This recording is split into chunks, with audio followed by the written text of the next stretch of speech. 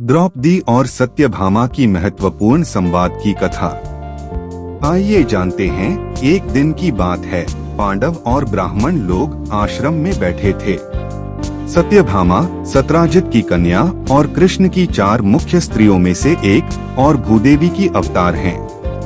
उसी समय द्रौपदी और सत्यभामा भी आपस में मिलकर एक जगह बैठी थीं। दोनों ही आपस में बातें करने लगी।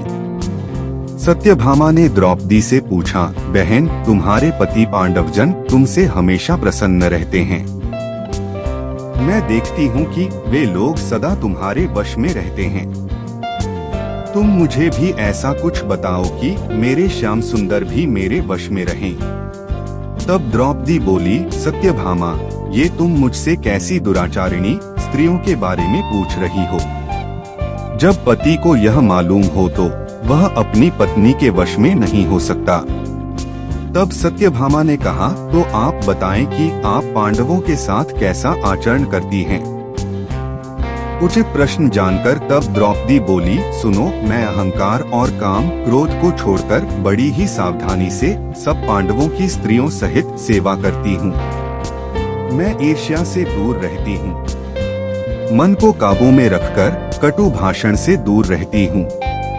किसी के भी समक्ष असभ्यता से खड़ी नहीं होती हूँ।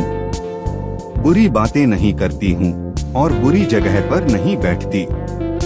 पति के अभिप्राय को पूर्ण संकेत समझकर अनुसरण करती हूँ। देवता, मनुष्य, सजाद जाया, रूपवान कैसा ही पुरुष हो, मेरा मन पांडवों के सिवाय कहीं नहीं जाता। उनके स्नान किए बिना मैं स्नान नहीं करती।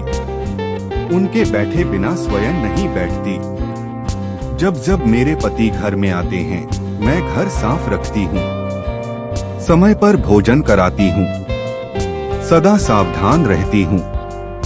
घर में गुप्त रूप से अनाज हमेशा रखती हूँ। मैं दरवाजे के बाहर जाकर खड़ी नहीं होती हूँ। पतिदेव के बिना अकेले रहना मुझे पसंद नहीं। साथ ही सास ने मुझे जो धर्म बताए हैं, मैं सभी का पालन करती हूँ। सदा धर्म की शरण में रहती हूँ। ये थे द्रौपदी और सत्यभामा की महत्वपूर्ण संवाद की कथा। दोस्तों, कृपया वीडियो को लाइक और चैनल को सब्सक्राइब करें। धन्यवाद।